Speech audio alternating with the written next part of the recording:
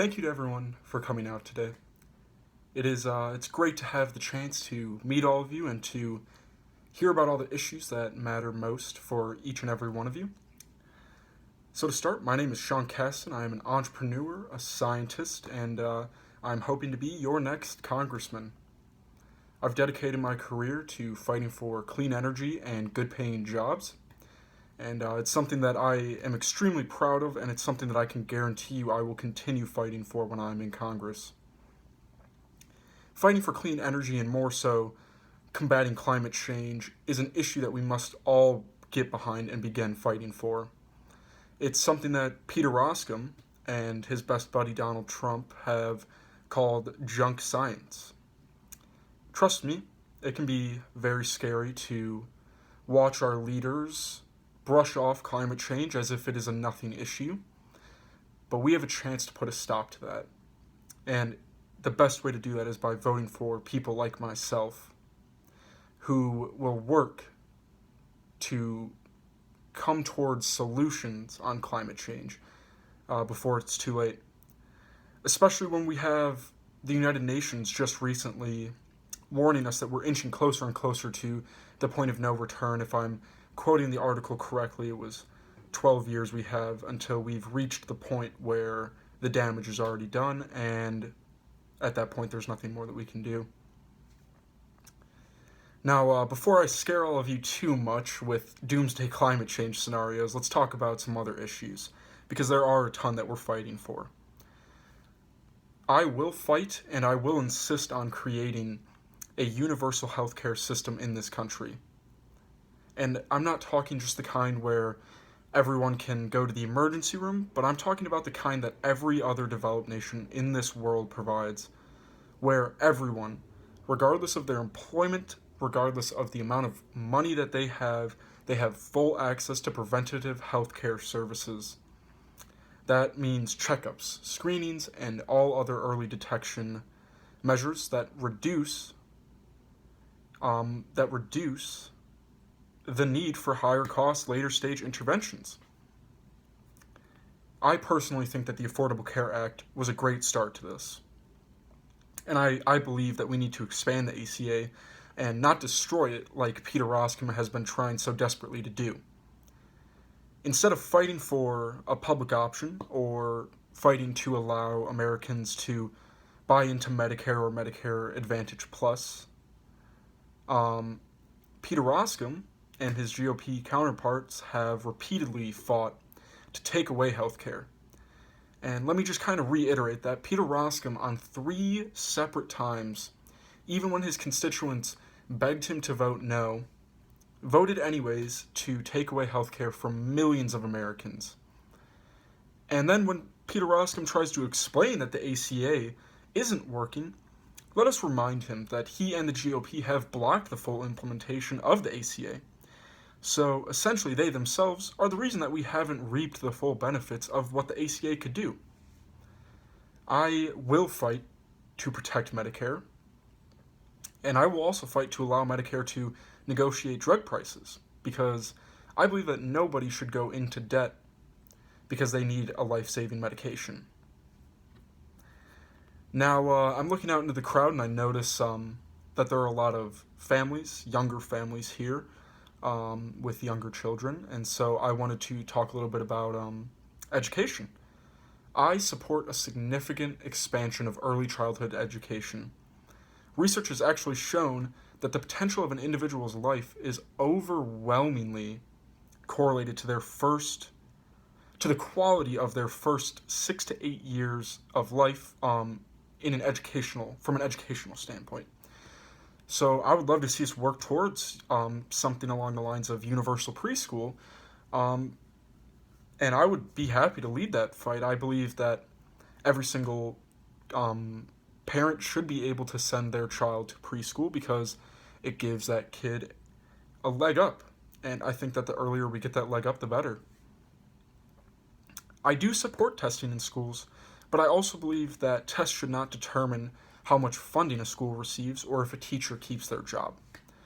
Many, and this is predominantly lower income schools, um, have become too burdened with testing, and they have to focus less on the actual teaching and more on the teaching for the test.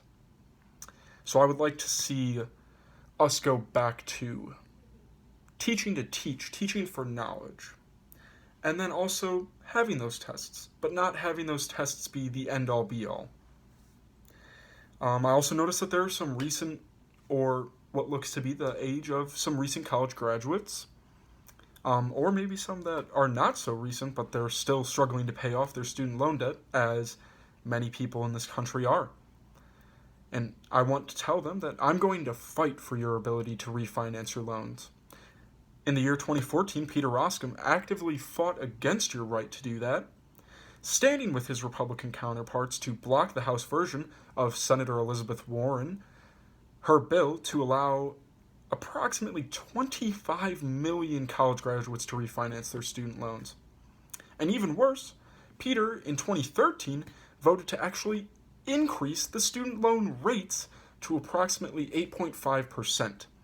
So not only does he not want you to refinance your loans, he wants you to pay more permanently and have that keep going up. Going back to the pre-college education, I think that we should focus on STEM-related classes, and that we should fight to ensure that no matter what school a child attends, that they're able to take a variety of STEM classes from qualified individuals. But I also support students who do not wish to take that path and would rather focus on a trade-related career. I say let's invest in trade-related classes so that every single student can leave school prepared for their next step in life. Peter Roskam actually has a rating of a D from the National Education Association for his lack of commitment to strengthening public schools, for his lack of commitment to fighting for education equity, for his lack of commitment to fighting for teachers and fighting for teacher unions. He really is an enemy of the education community and of educated people, for that matter. Donald Trump's recent budget actually cuts nearly $9 billion in education funding, and Peter Roskam stands by, twiddling his thumbs, supporting this as he just falls in line with the rest of the Republican Party. Now let's move to a different topic, a topic that is less money-oriented and more people-oriented. As many of you already know, Peter Roskam, he is pro-life.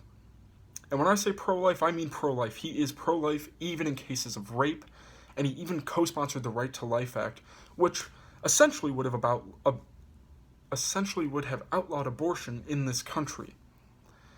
Peter Roskam has spent his entire career, from the time that he was in the state legislature to the time that he's been in Congress, opposing women's rights, fighting against women for that matter. And in my opinion, I believe that we must support and expand women's rights and opportunities. And we must do this by protecting access to abortions, fighting for equal pay for equal work, fighting for women who have been subjected to harassment or worse, and more. Peter Roskam, like I said, has fought against women every single stage of his political career. He voted against the Violence Against Women Act.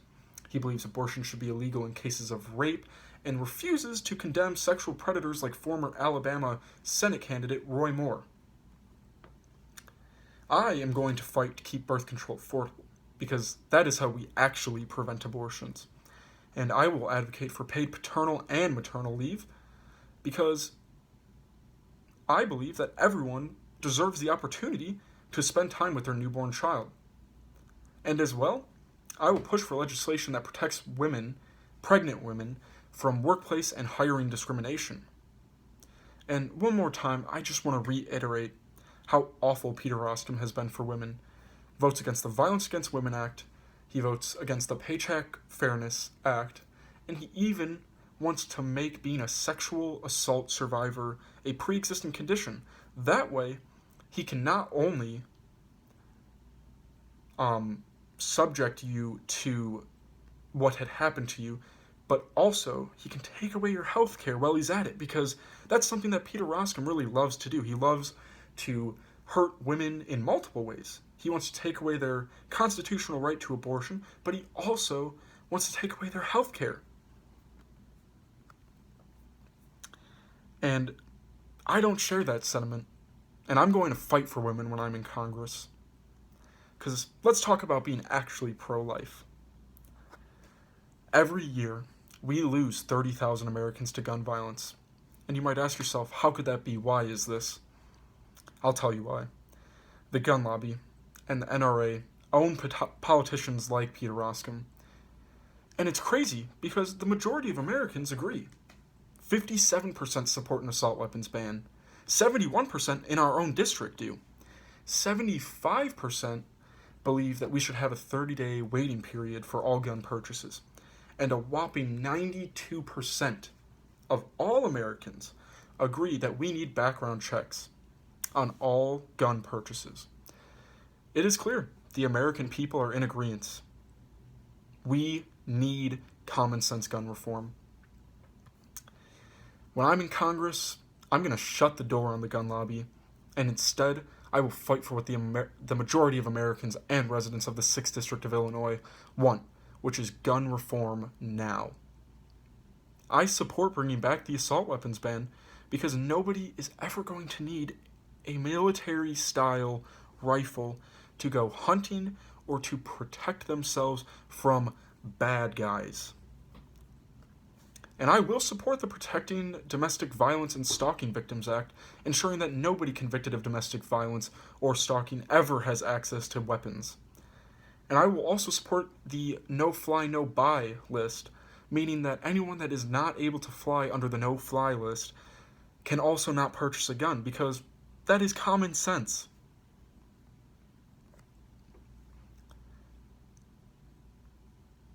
Lastly, and this is the last issue that I'm going to talk about, and in my opinion it's one of the most important issues at the time, especially because it's going to be how I actually win this election, is voting and protecting voting rights. I think that it is imperative that we fight to make voting, registering to vote, the actual process of getting to polls or receiving a mail-in ballot, we make that process easier. I believe that we must fight against all gerrymandering, whether or not it's benefiting Republicans or even if it benefits the Democrats. We need to overturn the horrendous decision of Citizens United, which has corroded our political atmosphere. My opponent supports this heinous decision and has fought to make it easier for dark money to dominate our government, which is something that he takes a lot of money from. Also, it's blatantly clear that Russia meddled in our elections. Peter Roskam doesn't want to admit it. Donald Trump doesn't want to admit it. And it's actually my personal belief that Donald Trump and his campaign colluded with the Russians in order to win the presidency. But I will say, that's up for Robert Mueller to decide, and I want to make it very clear that I will fight aggressively to defend his probe. When I am elected to Congress, I'm going to introduce legislation that will call for a Geneva-like convention to be held on the matter of cyber warfare and election meddling. I believe that we need to find all possible solutions to combat countries meddling in other countries' elections, and I also believe that we need to find solutions to prevent countries from conducting cyber warfare on each other. I will also fight to protect voting machines by convening experts in the field to vet all voting machines in all 50 states and all other voting territories to make sure that the machines are, from a non-expert point of view, hack-proof. I will also propose legislation to encourage all states to adopt an automatic voter registration system so that every single American can easily exercise their right to vote. This way, it becomes easier for everyone to vote because you don't even have to think about it. You're already registered. You can just go to your polling place, you can sign up to vote, and it's as simple as that. I also would support a constitutional amendment to overturn Citizens United. As I've said before, our government and its officials are beholden at the moment to corporate interests and lobbyists, and I believe that we need to end that. I believe that one good way to do that is by electing people like myself, because I will listen to the constituents of this district, unlike Peter Roscom, who listens to lobbyists instead of his own constituents. But I also believe that if we were able to get a constitutional amendment to overturn Citizens United, that would be a great step in the right direction of taking our government back and giving it back to the people. I also believe that America is a place where anyone can change for the better. And to me, that means that felons, once they serve their time, I see no reason why they should not have their voting rights automatically restored. I think it's simply the right thing to do. I think that it promotes good citizenship amongst recently released felons, and I believe that, like I said, it's the right thing to do. They serve their time. Let us reintegrate them into society. Now, I know getting to the polls on a Tuesday, it can be difficult, especially for parents, people with full-time jobs, students who live out of state or far from home, students who aren't able to drive, the elderly. So essentially, most people, it is hard for them to get to the polls. So this is why I would support either making Election Day a national holiday, canceling school, giving people time off from their jobs, etc., or potentially moving our elections to the weekend. I think that this would encourage turnout amongst those mentioned prior, but I also think it would encourage turnout in general. It would encourage people who didn't think that they would ever go vote on a Tuesday. They can say, oh, I don't have work on this Saturday or Sunday. Boom, they go vote. And finally, in terms of voting, I believe that we should lower the federal voting age to 16. I think that this will instill a culture of election participation, and I believe that it will create a generational. Let me rephrase that. I think that students, when they are 16, if they see their parents voting and they see that it is easier for them to do so, oh, I can do this, instead of them going off to college and living on their own and figuring it out on their own, they're able to have that parental help. And even potentially when they go to the DMV, there you go. They can register to vote right there.